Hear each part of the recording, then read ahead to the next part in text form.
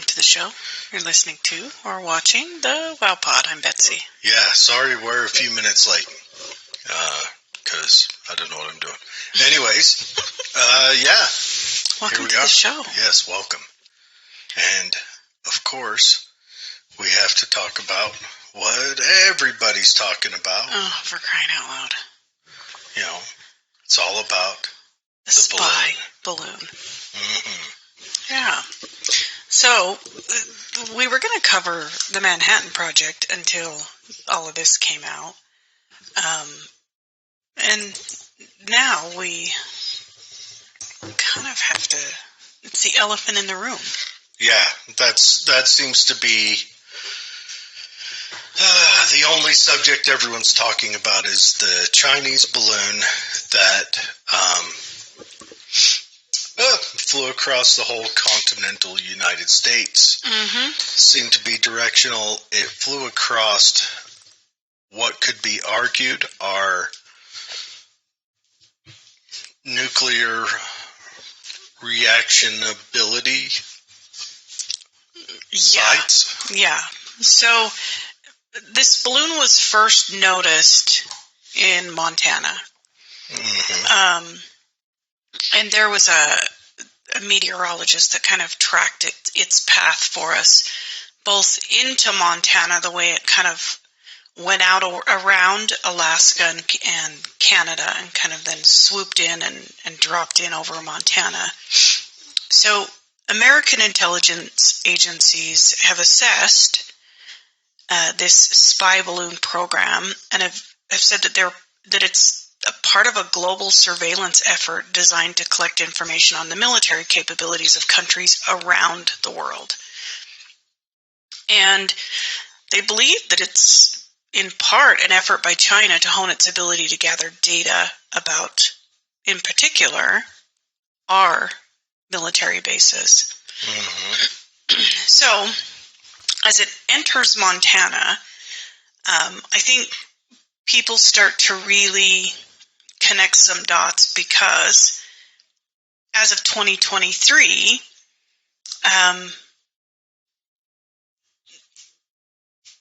the 341st Missile Wing is headquartered at Malmstrom Air Force Base, Montana, and it's one of the 3 U.S. Air Force bases that operates, maintains, and secures the Minuteman III, which is an ICBM, or an intercontinental ballistic missile. Mm-hmm. The 341st Missile Wing reports directly to the 20th Air Force at F.E. Warren Air Force Base in Wyoming. The balloon then kind of goes over that as well. Yeah, the balloon definitely appeared to have directional control so that it could guide itself. Yeah. It seemed to not be just floating aimlessly. No. So, and to mention, when we asked China about this, China said, "Oh, that's a civilian balloon that got blown off course." Yes. Okay. So if you plotted the trajectory of this spy balloon, it'd mirror the nation's most sensitive and powerful weapon storages.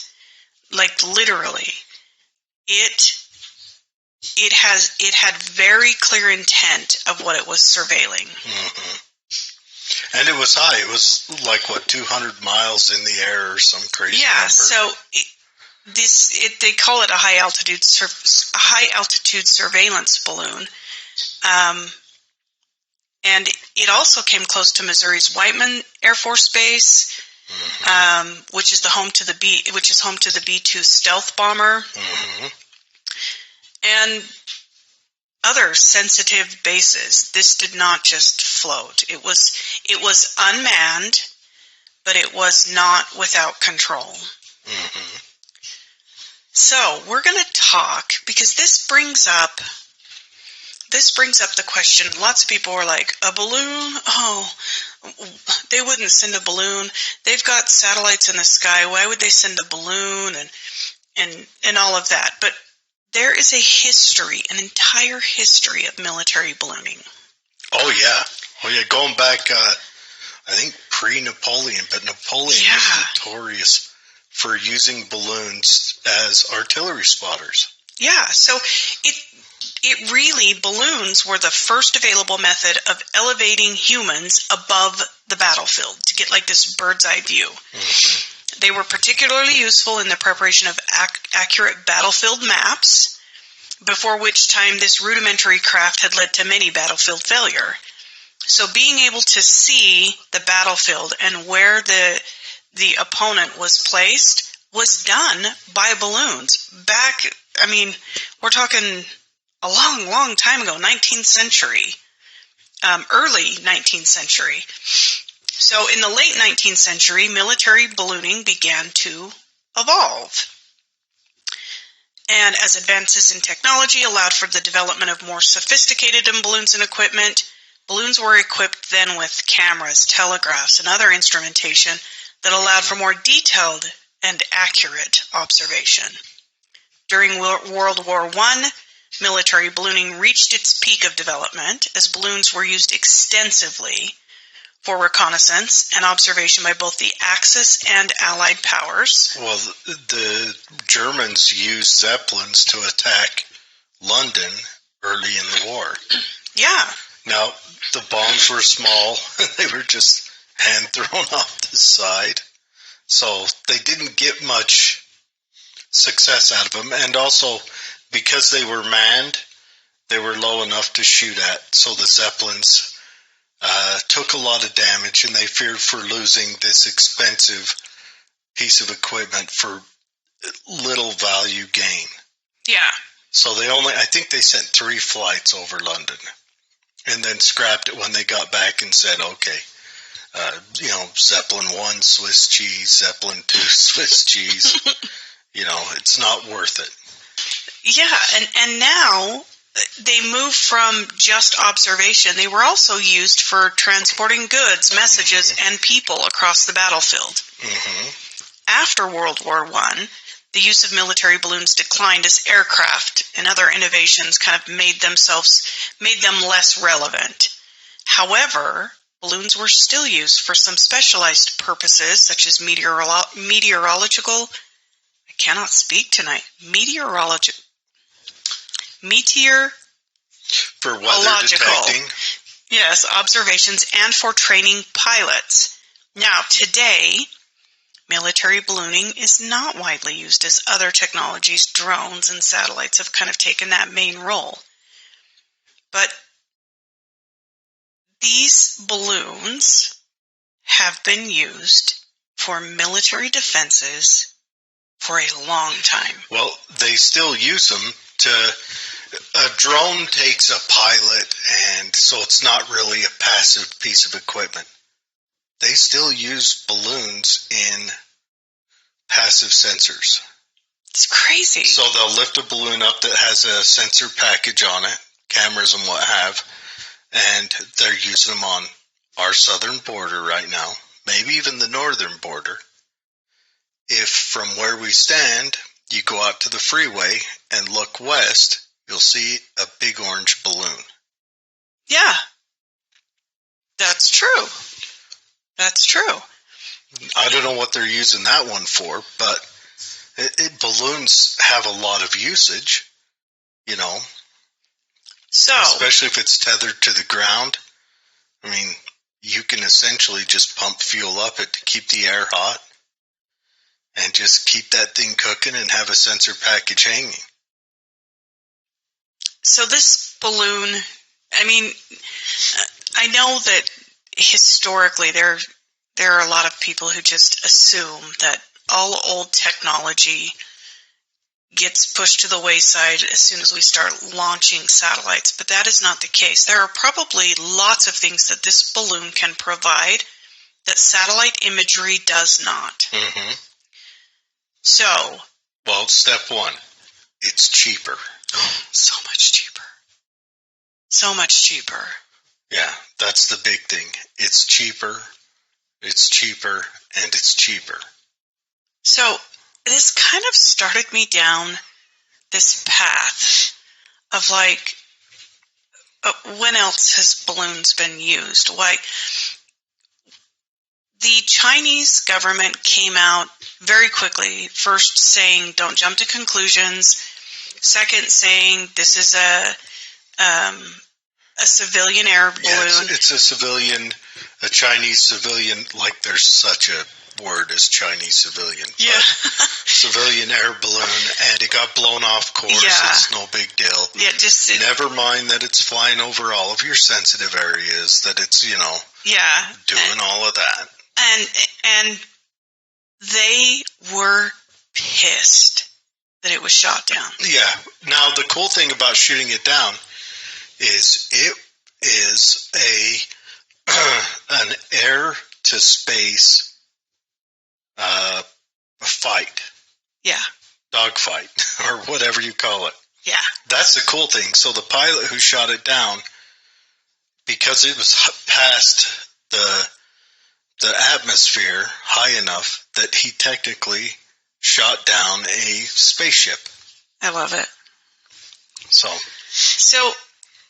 1945, between November 1944 and April 1945, the Imperial Japanese Army launched about 9,300 balloons from the sites on Honshu, of which about 300 were found or observed in the U.S. and Canada, with some in Mexico. So these balloons traveled, again, at high altitude and high speed currents over the Pacific Ocean. We're talking, these were unmanned. These were uncontrolled. Let me lay the groundwork for this. Doolittle just started launching B-29s off aircraft carriers and bombing Japan. And the Japanese had no way to respond. They had no response they could give at all. So what they did is they went to the drawing board and they built these balloons. They built two different types. They built an expensive balloon and a cheap balloon. The expensive balloons were made out of silk and special saps. The ones they put the bombs on were the cheap ones. They were made out of paper. These were paper balloons. And so they had no way to respond or to slow down the B-29s. Their country was being bled civilly. So I think it was a young lieutenant that came up with the idea, and they did a couple of test flights. And in this, they discovered the Pacific jet stream. Yeah, so that's how they're carried over here, is in this jet stream. And so it had a basket, an unmanned basket that had an altimeter in it and sandbags. And so it was filled with helium, which dissipates its ability to float over time, or its buoyancy over time. So the altimeter, as it dropped, little explosions would happen and drop a sandbag, and then bump back up, and drop another one and bump back up. They were completely uncontrolled, but there was some people that lost a life. A young 6. A young family. Yeah. In Washington, a pastor took his wife and 5 kids. Well, his pregnant wife and 4 kids, to the canyons to have a look at stuff. And as he explains, I think his name was Marshall. We can double check that, but either way, there's a plaque to him. When we went up that way, we should have went and checked it out, but we weren't thinking. But as he gets there, they're going to have like a picnic and an outing, and his wife, gets out with the kids and kind of walks off into the woods, and she says, "Oh, honey, look at this," and then boom. Yeah. And he lived, but it killed his wife and kids, his pregnant wife and kids. So, that is a extreme tragedy. So the idea was that these balloons would have this payload and set fires. There was 2 types of bombs on them. There was incendiary bombs and fragmentation grenades. So they had the fragmentation grenades were as big as a landmine, so it had a maximum range of 300 feet fragmentation destruction. But usually you lose most of that in a mine, so it's probably centered more around 75 to 80 feet. And then it had an incendiary bomb, which, I mean, we played with the same stuff too with some bats. I mean, we tied little incendiary bombs on bats and was going to try them out. It's just we burned Texas down first. So this happened May 5th, 1945, near Bly, Oregon. This family, like Jared said, had gone up there for like a picnic or something. And while Archie, the dad, was moving the car, Elsie, his wife, and the children found the balloon and carriage, and a large explosion occurred, and they were killed instantly. So a bomb disposal expert guessed that the bomb had been disturbed, kicked, or otherwise. And military personnel who arrived on the scene observed that the balloon had snow beneath it, unlike the surrounding area, and concluded that it had lain there undisturbed for weeks until it was discovered. So they did build a memorial, but these balloons have been used for military efforts for quite some time. We've got World War II. It's called Operation Outward. It was a British campaign of the Second World War. They attacked Germany and German-occupied Europe with free-flying balloons. They were like cheap, simple balloons filled with hydrogen and carrying either a trailing steel wire to damage high-voltage power lines or produce a short circuit, or they had incendiary devices on them to start fires in fields, forests, and the heathland. So the hard part about that is they're uncontrolled. You don't know if you don't know where they're going. I mean, they only had to make it across the channel, but you might be burning Frenchmen. You might be burning Germans, Belgians, Danes, Spaniards. Yeah. You know. Then we've got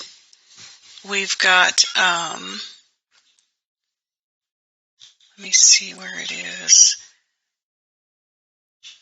It's the WS-124A Flying Cloud, 1950s U.S. Air Force balloon bomb program.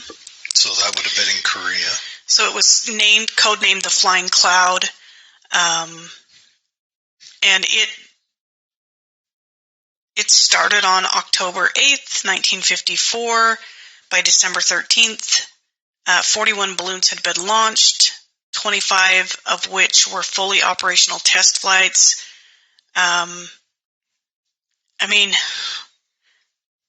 These were hydrogen balloons carrying incendiary devices and biological weaponry. And not to mention hydrogen is also explosive, so that's doubles your incendiary, you know. So it was believed that releasing chemical or biological agents from the balloons could contaminate an area, comparable in size to that affected by a low-yield nuclear weapon. And some sources claim that dirty bombs were also considered for carriage on this flying cloud. And a dirty bomb is a regular explosive that has nuclear material in there with it that corrupts the surrounding environment. Yeah. So what do we know about the Chinese spy balloon? Well, before we go to that, I want to take a minute and just chat. So there was a huge earthquake in Turkey and Syria. I've been watching the people being pulled from the rubble. Yeah. This is a huge earthquake. They believe that more than 21,000 people have died. It's the winter. It's It's horrible, and my heart pours out to them. Turkey is a modern country. Syria was kind of a modern country prior to its civil war. It's, I think, slowly climbing back. But to have that many people die in an earthquake, it's the end times, Betsy. I mean, they were watching those buildings just collapse in on themselves. Yeah. It's the recovery effort is going to be ongoing for months and months and months. We're almost to the point where it is a recovery, not a rescue. Right now, they're still pulling entire families out. Mm-hmm. Some of them survived, some of them didn't. But we're going to be coming to this critical point where the survivability rate drops tremendously. It does. Well, and this is an international mission. I've heard that there's rescue teams from all over the world showing up to help out. Because this was a 7.8 magnitude earthquake.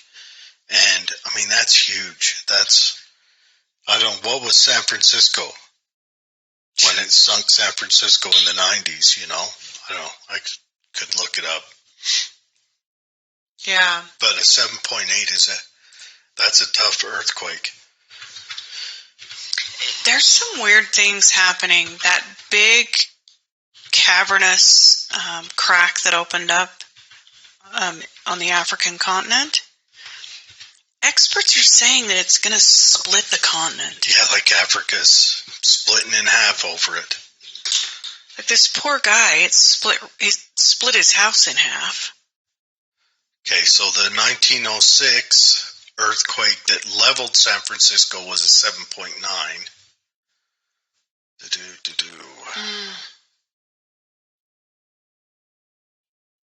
I'm trying to find out the one that happened in the 90s.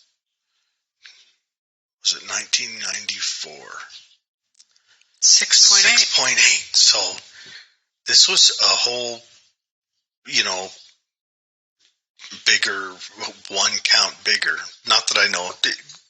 Guys, I don't know anything about this stuff, but man. Yeah. What was that one we had at the beginning of the end times during the pandemic? 4.5 or something. And that knocked tiles loose from the ceiling. You know what's interesting? We were talking about this at work the other day. Those alarms that go off every Wednesday, and every new person that moves into the valley is like, what is this? They never went off. Yeah, that's because those were for South area and Twilla Army Depot. I know, but... I mean, you'd think they would, but yeah. We're all so used to them going off that... Anyway.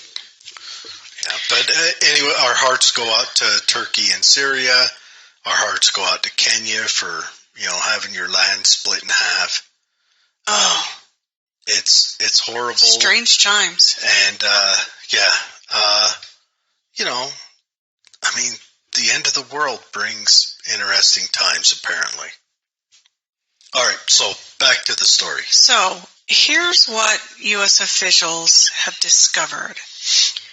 So a senior State Department official said Thursday that the balloon, so today, was capable of conducting signals intelligence collection operations and was part of a fleet that had flown over more than 40 countries across 5 continents.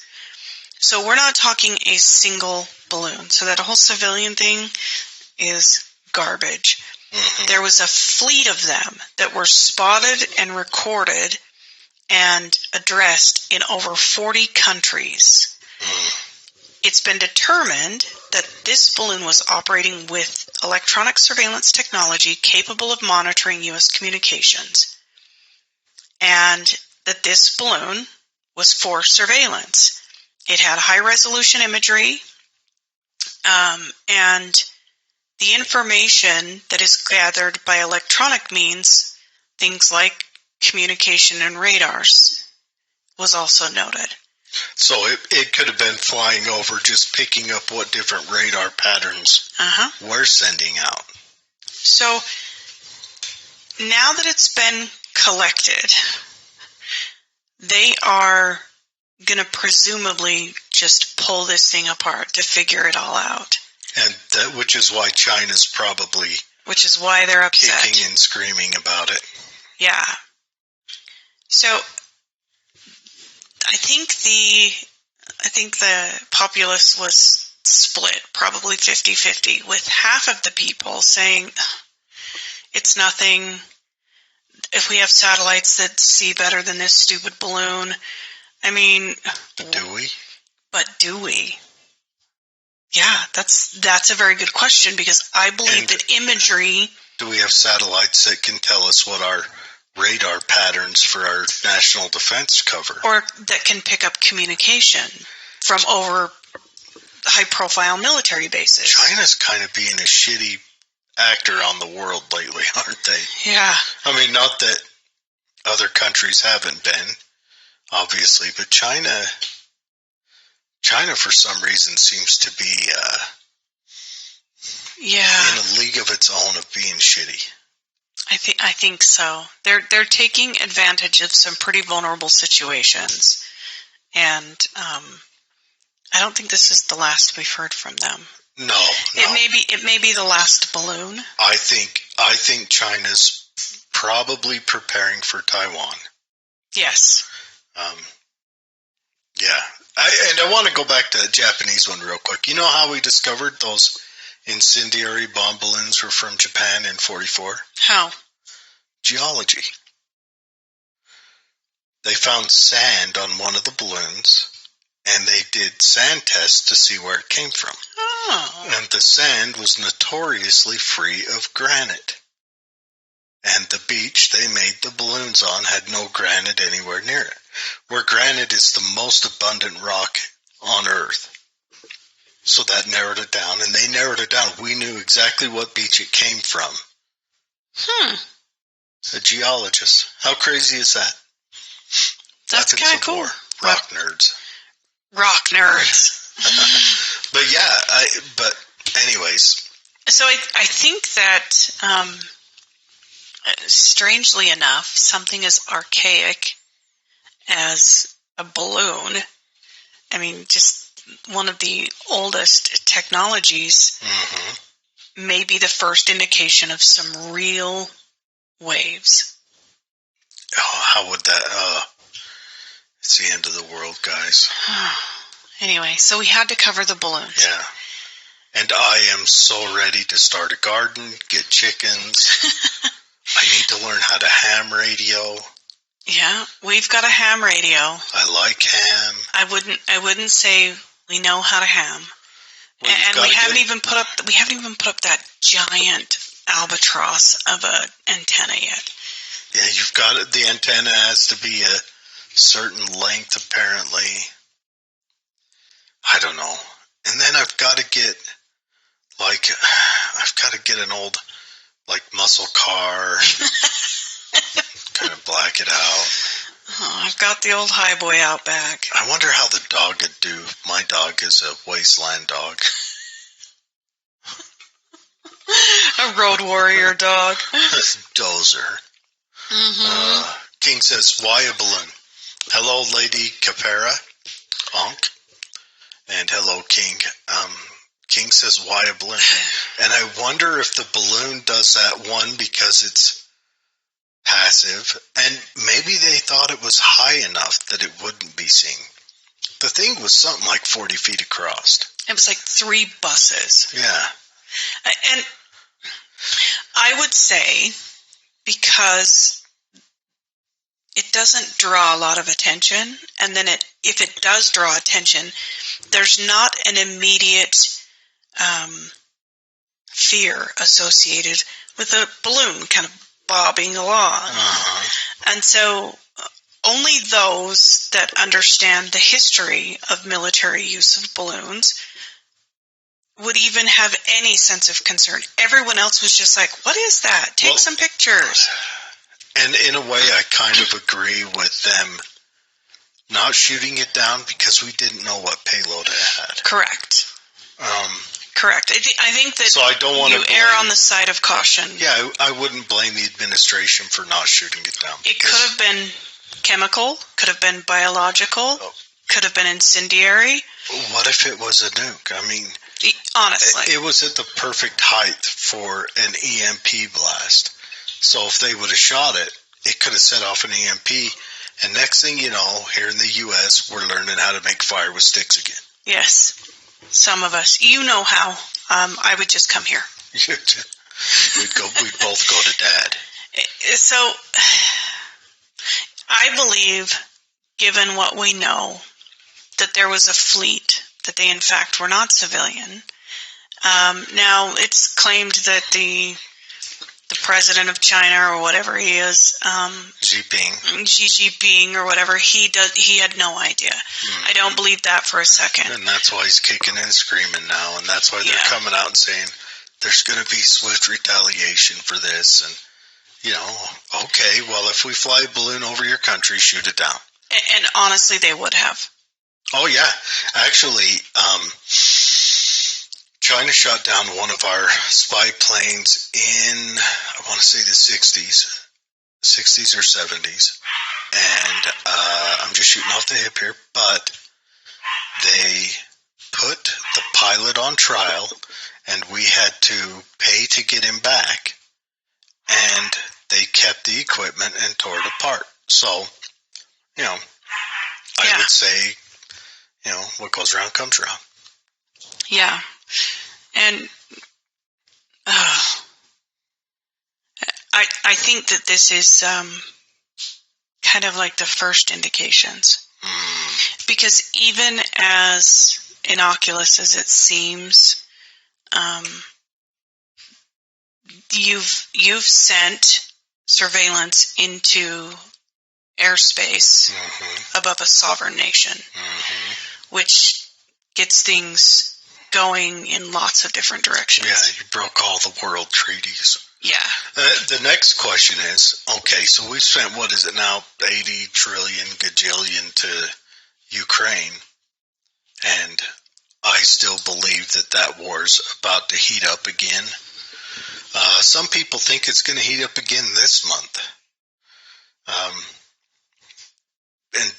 Given the weather, or? Well, I've called it before, saying I think it'll heat up a little later, late April, early May. But remember, they did initiate the attack in February last year. Yeah. So some people think it'll come in the third week of February. I don't know. What are we going to do if another front opens up in Taiwan? Are we going to stand up for Taiwan and aid them, or? Yeah. I don't know. I think as soon as you start tossing your cash into that, it becomes a bottomless pit. Yes, it does. And yes, it is. And yes, it will continue to be. Yeah. King says, make you think, is it because it could be tactical? Yeah, definitely strategic. Well, it wasn't accidental. So tactical would be my next conjecture. I wonder if he means tactical by could it have some ability to be offensive in the moment? And it could, that because it tried to destroy itself after the guy shot it. Right. And so it had explosives on board. So yeah, that could be. And could they have balloons that could come over and target those silos? What would it take to hit one of those silos so that the James Bond villain doors don't open and to shoot the Minuteman out? Or, worse yet, could something like that be used to attack our carrier fleet? Oh, sure. It feels to me like it was to initiate a response far more than it was to test. Yeah, to kind of test the waters. They were probing the wire. Yeah. Like they just wanted to see what would the response be. That's what it feels like. Yeah, because I'm sure they already know. Because it wasn't a hard and fast attack where, bombers came over and just started.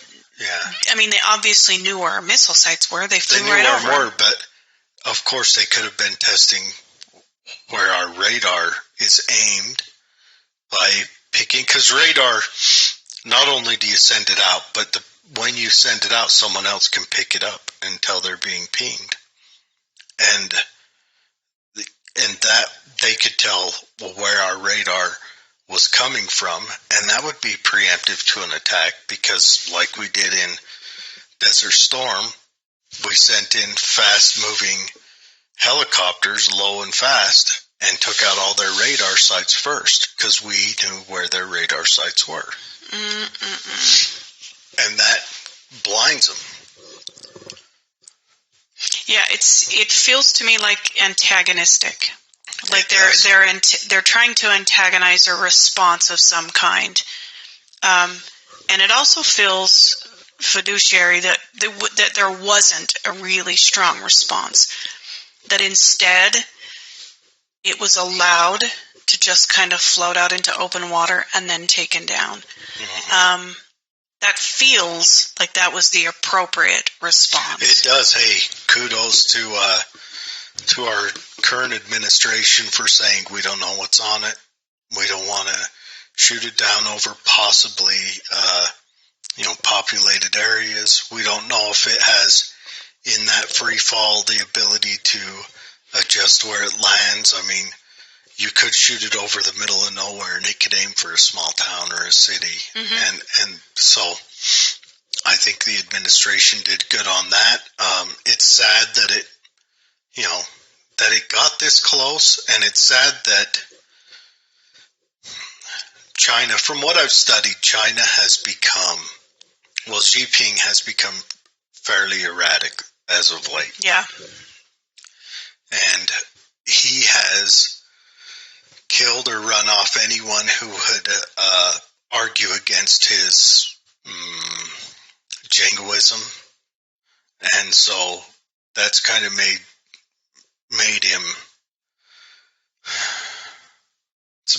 extremely erratic, because anyone who would have said, what are we doing?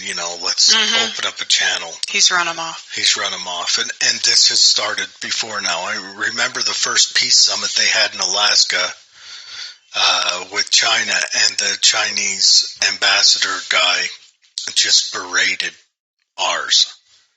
Said, what do you have? What do you got? And maybe that's a sign that that could be a sign that China's also weak, because China's been going through a lot of stuff domestically. Yeah. So maybe China's in their last throes, which makes them scarier. Absolutely. So I don't know. King says it's crazy if the balloon is from the resistance fighting the government to save us all. I know, it's dropping leaflets that we're missing. When I was in Korea, I used to do that. So North Korea would drop leaflets all over the countryside, and I used to have them, and I lost them in a breakup. It's a very sad story. But they were leaflets that were written in Korean. Mm-hmm. Some were addressed to the U.S. soldiers, and you could read them. And usually they just call us, American Bastard was written on all of them. I love it. But the Chinese one, the ones directed to the South Koreans were, usually they had a little comic in them, drawn in like that World War II comic style. Mm-hmm. Of a U.S. soldier with his boot on the neck of a Korean and saying they're using you and stuff. I had a Katusa roommate that would read it to me. Katusa's a South Korean soldier that's assigned to our unit. But I used to like to hike around the mountains and find them. I had boxes of these, you know. And we could have wallpapered the wall with them. They were quite cool, and they were just, 2 inches by 4 inches usually. Some of them were. And it was North Korea that was dropping them? Yeah, North Korea would drop them on South Korea. And I'm sure we dropped them on North Korea as well. But they were trying to sow discontent with South Korea, but it didn't work because South Korea, well, they saw North Korea. Yeah. I mean, nobody runs away from South Korea to go live in North Korea. True. I mean, and all you got to do is look at a global map at night. I mean, North Korea's black. Yeah. Oh, that's cool. I wish you still had some of those. I do too. They were really cool. They were really cool. And they were scattered on the mountainsides, You couldn't find them on post or in the cities because, people around. But I did a lot of hiking there. And so I'd walk around the mountainsides and pick them up and stuff them in a pocket and take them back to the barracks. Oh, that's funny. Yeah. But I don't know. The Japanese one is an interesting story. The way, I know we all like to, Japan needs to completely be villainized for its actions in World War II. Right? I don't think for the balloons we need to villainize them. We do need to do a show on, Unit 734 one time, on what Japan did in China and Manchuria and Korea. But I think their balloons was the last gasp before they were done. That's all they could do. Yeah. They had no other response they could give. That was it. I don't know. And it was a relatively weak one. Granted, it was also inexpensive. But we were bombing them with B-29s. I mean, by then, we had decimated their economy.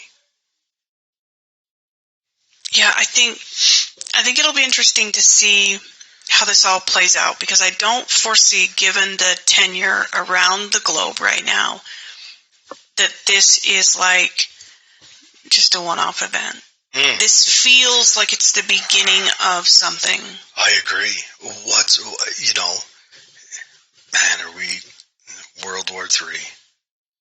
It's the end of I'm going to be singing that song. And perhaps because they're allied with Russia, this was done in partnership to collect. I mean, obviously Russia can't fly him over because they're kind of in the spotlight, but they're a little busy right now. Yeah, but perhaps this was done, kind of little backdoor handshake, like go do some surveillance for us, see if they're activating their missile or their silos, their nuclear silos, see if there's some action around there, get some readings. And China took one for the team. It's hard to say. China and Russia even when they were both communists, they weren't friends. I know. A lot of people don't know this, but I mean, China and Russia had proxy wars,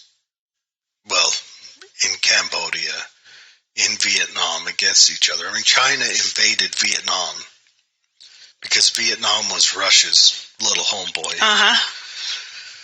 Cambodia was China's little homeboy, and Cambodia broke out into the Khmer Rouge, which the numbers aren't huge, show. But they killed 1/3 of their population.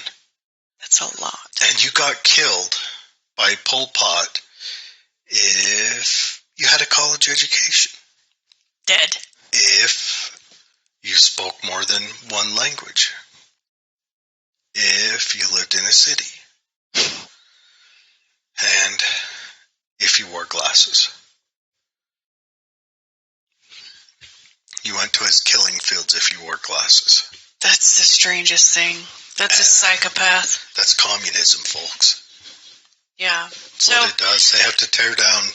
Communism is said it before and I'll say it again.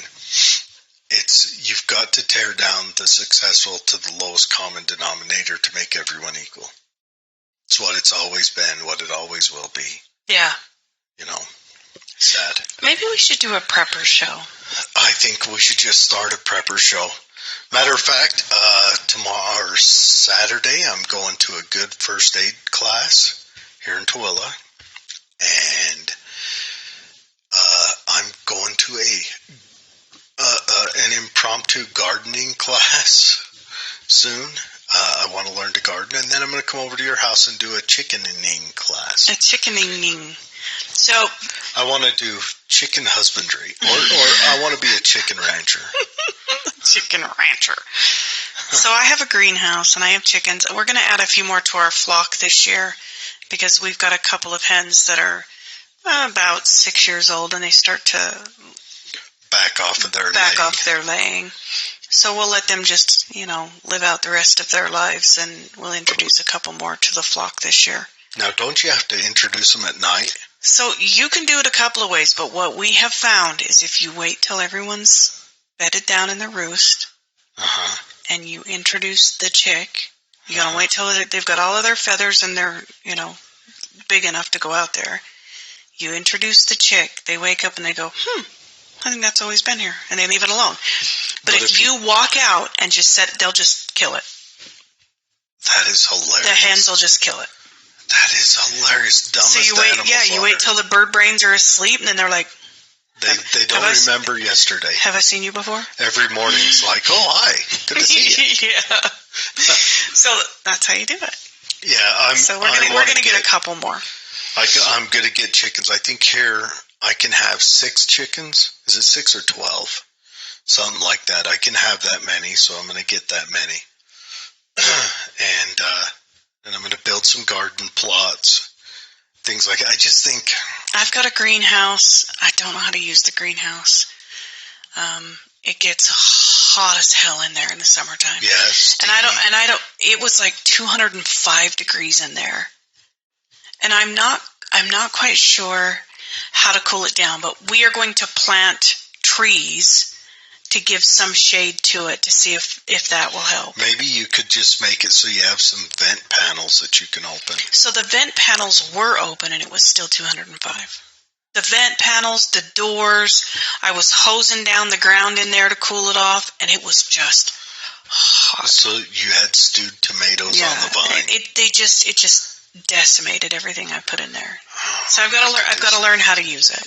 Got to do some research on that. And then this year we're gonna switch our chickens from store-bought feed. We're gonna start germinating our own wheat. In trays and feeding that to them.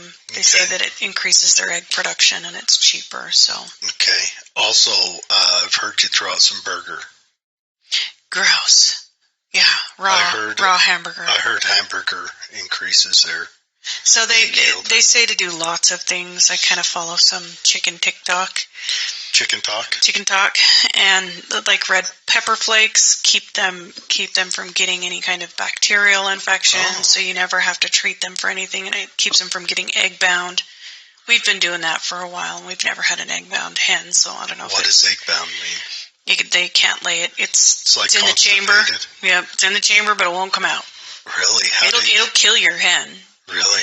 Yep. You have to soak them in a bath of warm water until it comes out. You put the chicken in the warm water? You just plop the chicken in.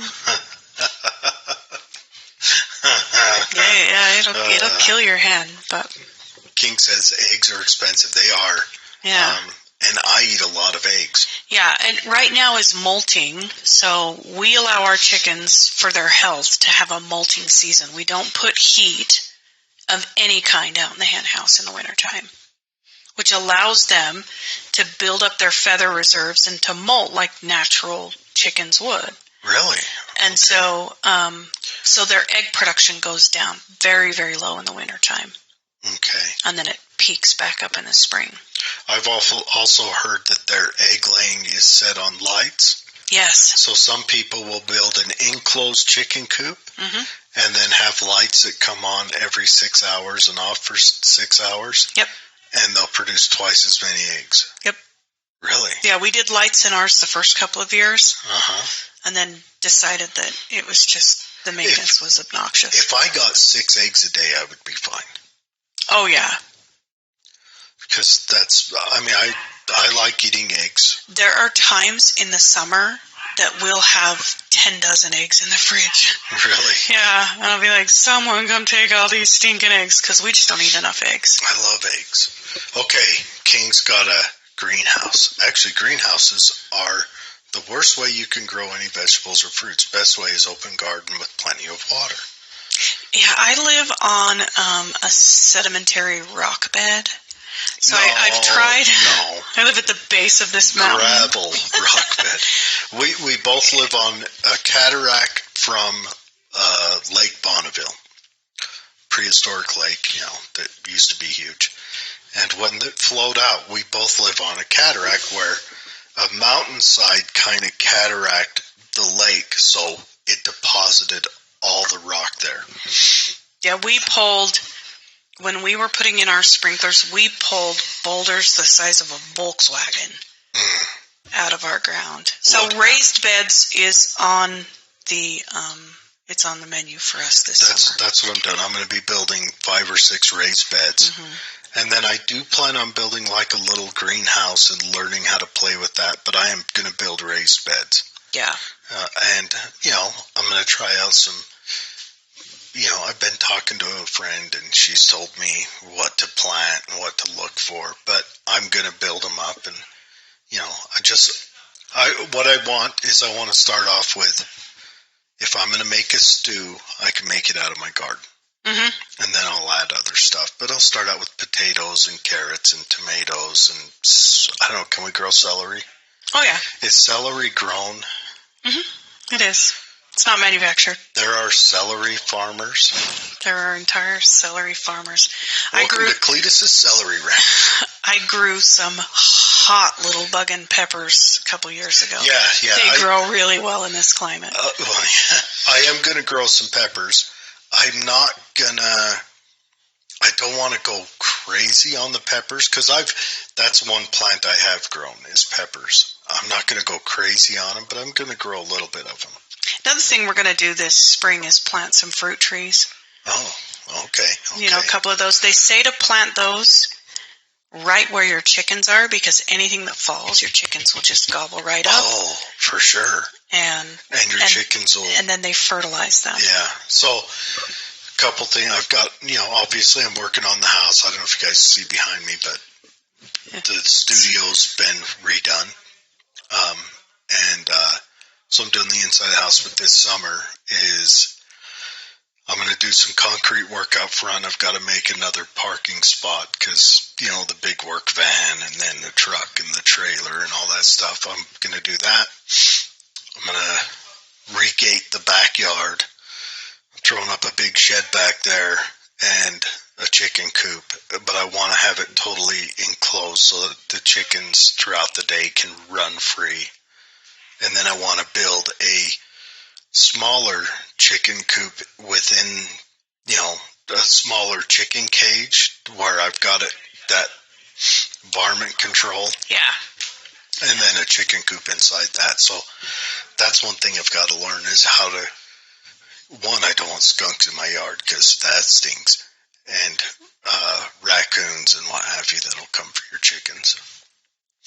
Yeah, we haven't had any fall prey to any predators out there. We've got a lot of fox and coons, and the biggest issue we have is the big feral cats. Oh, yeah. Which I love because I have never seen a mouse in my house. But they're always out there tormenting the chickens. So by giving my bulldogs free rein to the backyard, they are cat control. Yeah, they would. And then the cats are mouse control. Probably never hurt a cat. The cat doesn't know that, though. Yeah. But if they laid on a cat, that cat's done.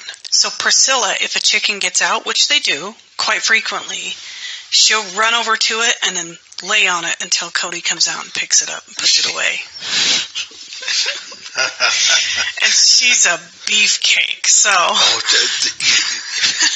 Bulldogs are They're as big as a tuna can, and they weigh 400 And pounds. she's just so proud of herself. Look what I did. Look what I did. She just lays on it and holds it there until you pick it up and put it back in its They are smart, cage. friendly dogs, too. Yeah. But yeah, so we need to do a prepper show. I'm working on, I've got an interview coming up with a guy named Les. Betsy won't be able to be here for that one because the times availabilities don't match up. We've been trying to find time where they're available, but Betsy's new day job demands her time during that time of day, and his availability, they don't line up. So it'll just be me and him. But he had a medical incident, so keep him in your thoughts, or if you got prayers, whatever. And then when he gets better, hopefully over the next month, we'll have a little interview with him. But yeah, I think a good prepper show, maybe we'd have to set up a camera outside and do a bow drill show. Yeah, like, what do they call that? Like, ancient fire practices or Fieldcraft show. Yeah, I don't know. Bring a specialist on each show, record a video. By specialist, I mean our father. That's true. But yeah, a bow drill, that's probably a good thing to learn, not just for fire making purposes, but you can use it for other handicrafts as a drill. Yeah. We should do it. Okay. Oh no, poor Betsy. Yeah, talking about your job. Prayers, hope he gets to have 100 plus in health. Yes. Yeah, we're pulling for him. He does some UFO detection stuff, and that's what that show will be centered around. Hope to bring it out soon. Well, that's about sums it up for us. That's it for this week. Yeah. Kind of a somber show. Yeah. Hey, I'm telling you, we're just going to change it to the WW3 cast. Radio Wasteland. I think we're heading that way. I really do. That's strange stuff. We're bumping up against it. Everyone be safe. Have a good weekend. Have a great week. Yeah, thoughts and prayers to Turkey and Syria. That is awful. 21,000 people. That's a huge. That is tragic. Yeah.